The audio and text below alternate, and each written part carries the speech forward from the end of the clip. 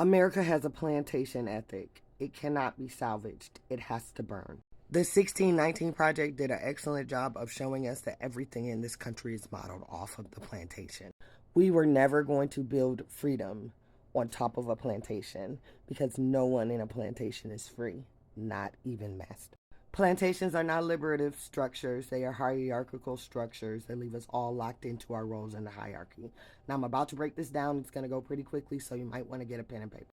These are the roles: master, mistress, overseer, house slave, field slave.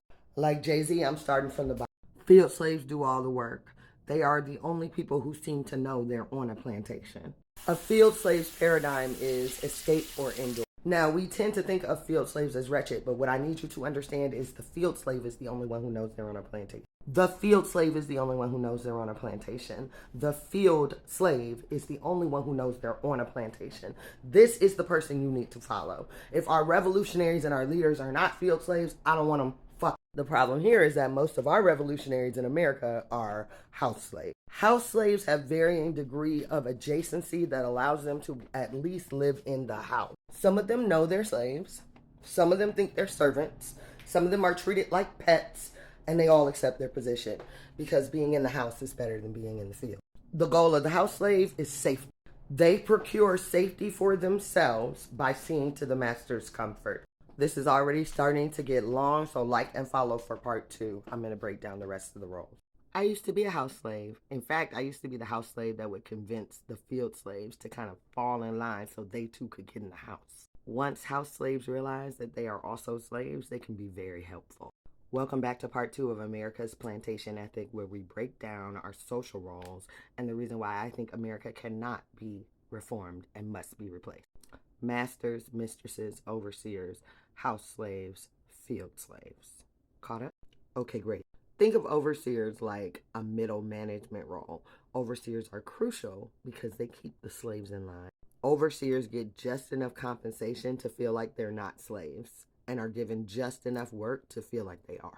Overseers don't have a lot of personal power. They're exercising power that's been authorized to them through master. Because of this, when they do have an opportunity to exert personal power, they're more likely to be harsh. They're harsher than field slaves and house slaves. Does that make sense? Because this is how they get their rocks. That's the only way they can get it. The overseer is also charged with violence. Master don't like to get his hands dirty.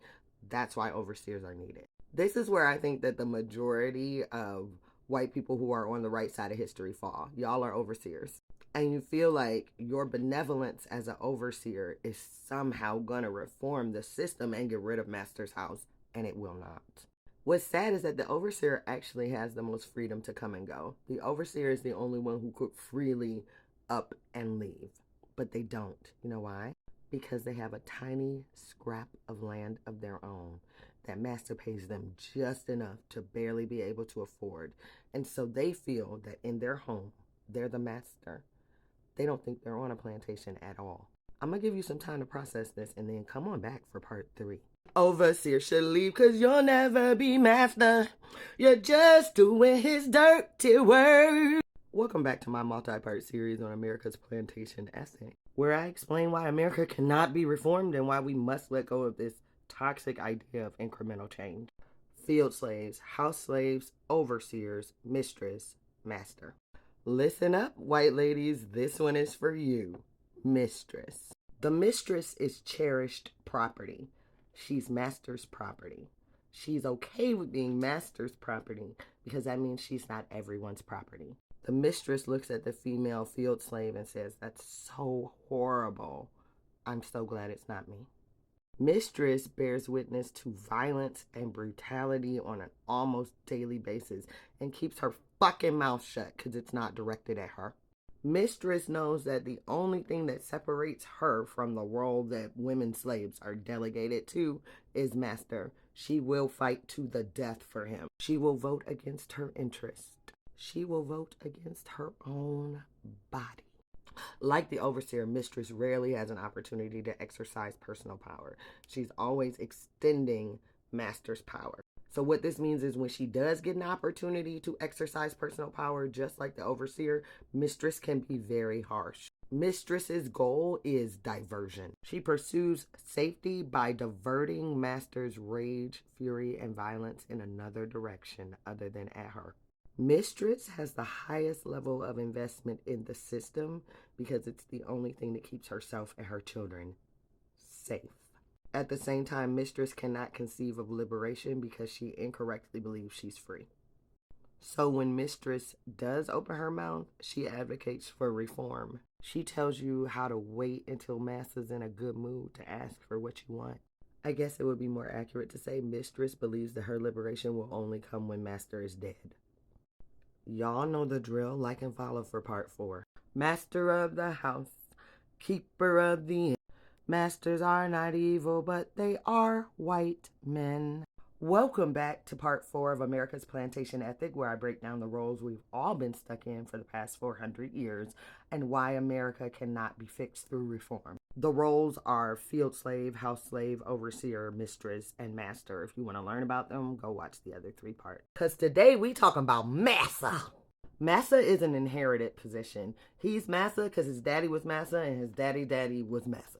And much like Anthony Bridgerton, he does not want this responsibility, but he has it. There's an excellent poem by Rudyard Kipling, who wrote the Jungle Book, called White Man's Burden. I'm not going to read you the whole thing, but I'm going to put a key stanza right here. In this poem, Kipling is basically like, it's white men's job to save the world, and everyone's going to hate us because of it.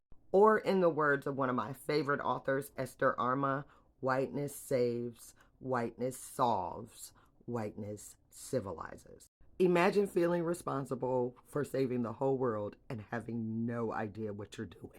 This is the white man's burden. And what's going on in our country right now is an excellent example of what happens when you give unqualified white men unlimited authority. Massa can barely read. So, of course, we don't want the slaves reading. Massa ain't got no clue about how to run a household. So, of course, we tell Mistress that's her job. Massa has to prove his manhood by sleeping with as many people as possible. But the only people around him are people who can't say no. Massa don't know shit about planting cotton, but he has been given the authority to force you to figure it out. And because we've set up a system where only white men can be masters, that's who they're competing with, each other. And because Massa knows he's not inherently qualified, he is submersed in revealing pain every single day. And that's what we're going to look at in part 5. Revealing pain is whenever someone's wholeness and healing reveals your brokenness and sickness. And it's Massa's silent companion. Welcome back to episode 5 of America's Plantation Ethic, a series where I break down the roles we've all been playing out for the past 400 years and why America cannot be reformed. So far, we've talked about field slaves, house slaves, overseers, mistress, and master. I'm literally stumped on how to explain this to you without bringing up Bridgerton. Don't judge me. Okay, so in season 3, there's this black family that ends up being a part of the ton. And when they become a part of the ton, the husband has to sell his club. He's a business owner, but he has to sell his club because members of the aristocracy do not work. I need y'all to understand that members of the British aristocracy are who established this country. And when they came over here, they were coming from a society where the rich were rich because they exploited the poor. Profiting off of other people's labor was built in. This idea that whiteness saves, whiteness solves, and whiteness civilizes was here before we became a country. But what America did very well is establish a plantation system. And within that system, you didn't have to have a title to become a part of the aristocracy. You could buy your way into the aristocracy. But, this is the important but, once you got there, you had to act like them. Members of the ton do not work. So essentially what they did was create a second aristocratic class based on money. This class would never be afforded the same level of status as European aristocracy. If you watch my video on dollar princesses, I talk about it there. But they would be privileged elites. Plantation owners were the aristocracy. Overseers were the gentry. Slaves were the proletariat. What America has done very well is convince the overseers that they are masters. We've convinced the gentry that they are aristocracy. And we did that by creating a slave class. This is the blueprint our entire country was built off, and this is the blueprint we're living out now. I want to give you some resources to help you better understand this plantation ethic, and that's what I'm going to do in the last part of this series. Look for it this afternoon. So what's your role in Master's House, and what do you need to be liberated from? Field slaves need to be liberated from oppression. Not just the oppression that we experience, but the oppression that we direct towards others. Field slaves need to understand when we are the oppressor. And for most of us, it's with the alphabet people. Homophobia, transphobia, ableism. Being a field slave does not give you a pass. House slaves need to be liberated from delusion. Nigga, you a slave. I know you think you not. I know you think you in the house. I know you think you holding a seat at the table. You a slave. You think you in the room where it happens and you standing outside of it, blocking the door, making sure the field slaves don't get in. Overseers also need to be liberated from delusion. You identify with the master class, but you are not a master and you never will be. You the gentry, baby. And let me tell you something. You are just as unfree, if not more unfree, than the people in the field. You're locked into violence to prove your loyalty to master, and that violence distances you from house slaves and field slaves. So that instead of looking at these people as allies, you're also looking at these people through the lens of white man's burden. You also think that your job is to save, to solve, and to civilize. That's Delulu. Mistress, you think you need to be liberated from massa, but you don't. You need liberation from society. Society is the opposite of community. Society requires constant performance. I have met white women with money, buku bucks, who are afraid to change their hair. I read an article the other day about words old money doesn't say. Apparently toilet is one of them. Y'all can't say toilet? Massa needs to be liberated from society as well, but mostly he needs to be liberated from white man's burden. If you don't know what you're doing, you do not need to be in charge. Now, I realize because you're walking around in a master-shaped package, someone is always trying to give you the keys to the house. But you can say no. Say no to taking the lead on that project. Say no to that promotion you didn't earn. And when you brush up against that revealing pain, don't turn away from it. Turn into it. That's where the growth happens. I wanted to include resources in this video, but I didn't do it along the way. So what I'm going to do is I'm going to go back and put on the screen resources for each role to help you understand that role better. Thanks so much for hanging tough with me during this 6-part series on America's plantation ethic. See you next time.